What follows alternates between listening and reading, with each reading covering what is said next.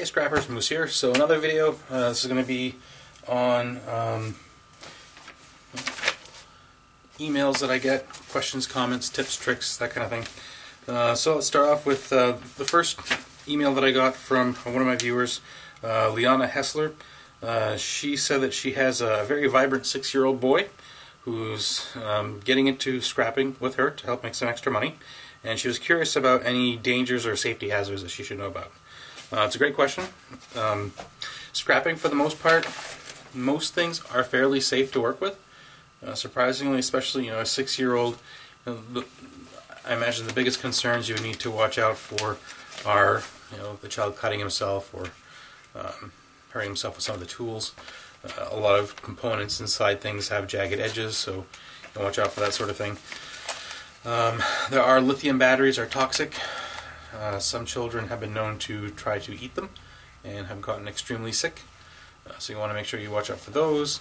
There are other things, like thermostats will have mercury, so you want to watch out for that. Anything that has fluorescent bulbs in it, like flat panel TVs, there's the little thin fluorescent bulbs that go along the sides, as well as with laptop computers. I assume that she's not going to be having her 6-year-old help with any gold refining, because then I would say watch out for the acids. Those are a little dangerous. But all in all, that's pretty much it. There's not too much, with scrapping basic electronics and stuff like that you need to watch out for. So, unless a viewer has other information you want to share, please put it down here in the bottom. Sometimes it's difficult to think, at a child's level, what would be dangerous. Alright, so the next question I have is from Bongo Jim 420. So be honest, who is really paying your bills? It's not from nickel and dime bits of scrap metal. Real scrappers are moving truck and trailer loads at a time. It's a game of weight. Well, Bongo Jim 420, you're right. It is a game of weight. And as far as who's paying the bills, I am. I'm the only one working in my family. So, I'm not really sure if you're just being sarcastic in that, or if you're really sincere in knowing where the money is. I mean, yes, scrapping is a game of weight. The more scrap weight you have, the more you're going to get paid. However, a lot of people don't have trucks or trailers. They don't have a lot of time, but they can still make some decent money. I'll make $400 to $500 a month scrapping metal part-time, doing electronics and stuff like that. So yeah, it doesn't pay everything, but it pays my electricity, it pays my water, and it pays electricity, water, and cable. So it's helping. Some people think it's a waste of time. That's your thing. I personally find it valuable. I've had a lot of people who commented on these videos that they've started scrapping things and it's helping them. So if it's helping, what difference does it make if you're only making 20 bucks? You're making 20 bucks you didn't have before. So the next email that I have is from Pooh's Mate. That looked like a nice easy strip regarding the Blu-ray player video. What would you say is the smallest thing you've ever scrapped with the highest yield in scrap value? Can you say an item for precious metals and for non-precious? I would have to say that the smallest thing that I ever scrapped for non-precious metals was probably an uninterruptible power supply. This thing had a huge lead-acid battery in it, a huge bunch of copper in it, and a fairly small package. So I think that would be pretty much my highest scrap value item. That's not including items that I would have like resale. And as far as the highest scrap yield for precious metals, the smallest item, that's really difficult to say. But I think it's probably going to be something like, well, I did have a piece of scientific equipment. It was just a component to an oscillator that weighed like 1.5 pounds, and it was really old, and there was some really thick gold plating in it. So that was probably one of my highest value items. Other than that, for small size and for precious metals, it would probably be, you know, cell phones, or calculators, scientific calculators. Alright, so Kepstein 8888 wanted to know if I could do a more detailed walkthrough of going to the scrapyard. I think they're like soup Nazis. If you don't know the exact procedure, despite the lack of signs, the more sanctimonious they get. Like you said, hopefully experience and familiarity will help. So going to the scrapyard, yeah. Scrapyard people deal with people all day long, and sometimes they do get frustrated with people who don't know the routine. Now, not all scrapyards are the same. Most of the scrapyards that I've been to, what you normally do is you drive in on a scale and you get weighed. Now, normally there's like a little light or someone there that tells you to go after you've been weighed, right? So let's say you have steel and you have some other stuff like wire and copper. So what you're going to do is you're going to go to the steel pile, you're going to unload all of that, then go get weighed again. Okay? Now, some places will make you weigh coming back in with, you know, the wire and other stuff that you have. Then you go to, they usually have like a metal room or a smaller area for those higher paying items. You get those weighed.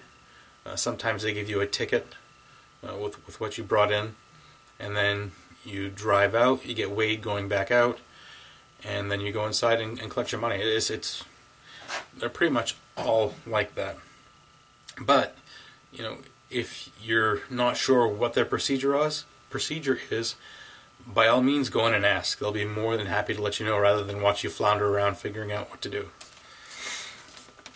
Alright, so I got a comment from one of my subscribers, Josh Russell. He said, I actually came up with a good idea. I live in Chicago, about 15 blocks southwest of downtown. There are so many high-rises, I'm guessing I could tell the management of those buildings that I will host an electronics pickup day. It's a great idea. I mean, landlords and people like that are always having to deal with crap that people leave when they vacate. Businesses often have, you know, electronics that they don't know how to get rid of. So that's a great idea. And let's see. Mitchell Arita said, chop some bacon off your back.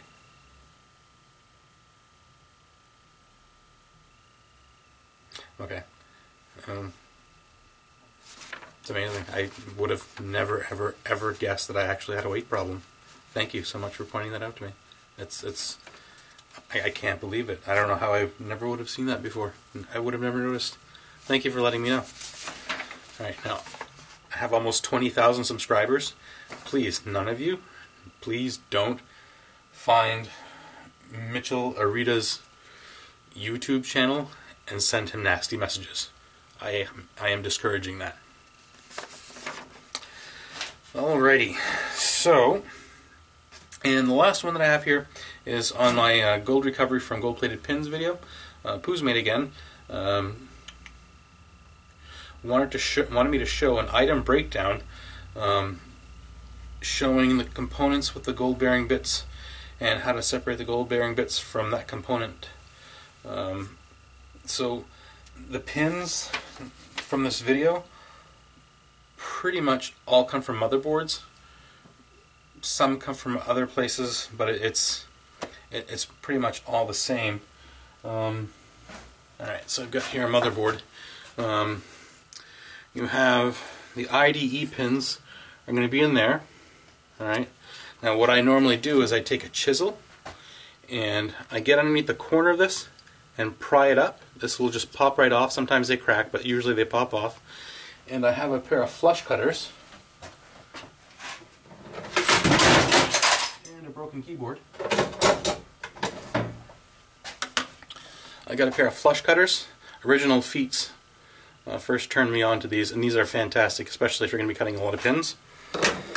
So once these little plastic things are off the IDE pins, I just cut them flush right with the bottom. Just takes a moment, and then I have those put aside. Then you're going to look for Phone jacks, you're not going to find those in more newer things. You're going to find like these Ethernet jacks and USB ports and stuff like that. In there you're going to find the lower grade plated pins, just like you would in some of these slots, as well as underneath the CPU mount. There's going to be, if you pull this white plastic thing off, there's going to be a whole bunch of really small gold plated pins there. And in the printer and video jacks, you might find gold plated pins in there. And those, I mean, again, you just have to crunch this back, and you see all the wires in the back here. You can just pull the pin straight out that way. And with like the Ethernet jacks, you can just, with a pair of pliers, crunch this back and pull out the wires. But that's pretty much it for gold-plated pins. I mean, you're going to find them in a whole lot of different places. You know, I usually just cut them off. These telecom pins, these are I really like these pins. I don't know why. It's not like they have tremendously more gold than anything else, but these little pins, they're completely gold plated. So something like this you need to process with like a reverse electroplating cell, because acid peroxide can't get to all the base metal underneath because it doesn't react with gold too much, so it doesn't have many access points to the base metal. Whereas like CPU pins like this that you pull off of these guys, right?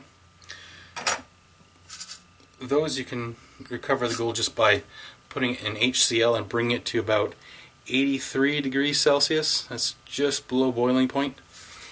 And after about an hour, it'll just be gold foils floating on the top. So that's pretty much it for the pins, unless there's something else I missed. So remember, comment, like, subscribe, and very important that I want all of you guys watching this to go to iScrapApp.com. Alright? Don't care where you live, I don't care how big or small of a scrapper you are, check this site out. Get the app for your phone, it's free, and I mean, the folks over at Rockaway Recycling, they put together a really good product. I don't advertise a lot. I mean, anyone who watches my videos knows that I don't endorse a lot of products out there. There's like maybe 4 things that I'll endorse. You know, TNT Tooling's wire strippers, iScrapApp and their stuff. I really like my Craftsman drill. Alright, so maybe 3 things. So definitely check them out. They'll help you make more money, and best of all, it's free. Can't lose. So thanks for watching. See you later.